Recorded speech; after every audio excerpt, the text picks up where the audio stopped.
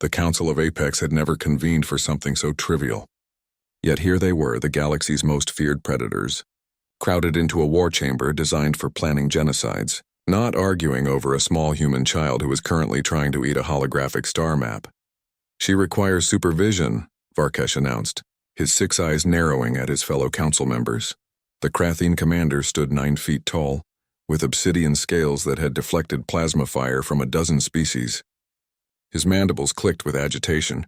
"I have already established a protection protocol." "You?" hissed Tigzara, her serpentine body coiling around her seat. The Shrith huntress had personally decimated 3 civilizations before breakfast was even a concept to her species. "Varkesh, you once ate an entire diplomatic envoy because they looked crunchy. The human spawn needs someone with finesse." Liana, oblivious to being the subject of this heated debate, had abandoned the star map and was now attempting to climb Varkesh's tail. The massive predator didn't move, though his scales rippled with what could only be described as nervousness. It had started 3 cycles ago when the human colony ship encountered spatial anomalies near the Void Reach. By all calculations, every soul aboard should have perished. When the Apex fleet arrived to salvage what they assumed would be wreckage, they found instead a single escape pod. Inside was Liana, 4 years old by human standards, crying and clutching a stuffed animal that resembled no known species.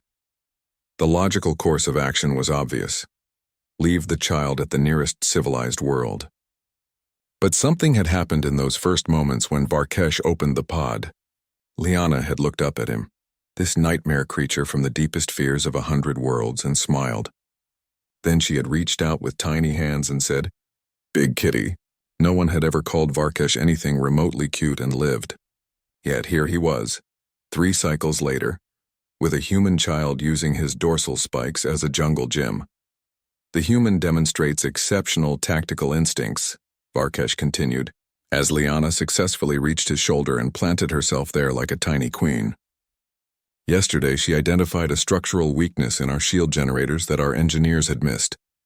She stuck a crayon in the power coupling," growled Drakthor, the Urgoth berserker, whose species communicated primarily through violence. Even he seemed oddly gentle as Liana waved at him. He waved back with a claw that could rend starship hulls. "Irrelevant," Varkesh snapped. The point was discovered. The truth, which none of them would admit aloud, was far more complicated than tactical assessments. Humanity was supposed to be prey. Every species in the galaxy had agreed on this when humans first achieved faster-than-light travel. They were soft, weak, with fragile bones and no natural weapons. Easy pickings. Then the galaxy learned what humans did to protect their young, what they became when something threatened their children.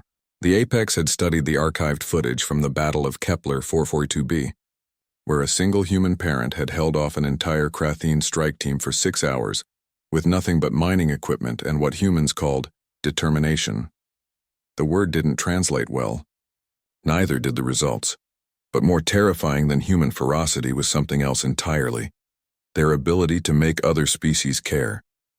It was a weapon more insidious than any bomb, more devastating than any fleet. Humans turned enemies into allies, predators into protectors, and they did it simply by being human. "I propose a rotation system," Tigzara suggested, trying to sound pragmatic. "We each take shifts supervising the human until we locate her people." "Unacceptable," Varkesh said immediately. "She has already bonded with me.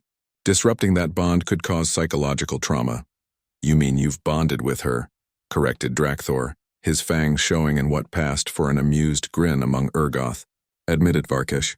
The tiny human has conquered the unconquerable." Varkesh wanted to argue, but at that moment Liana patted his head with her small hand and said, "Good kitty. Love you." The chamber fell silent.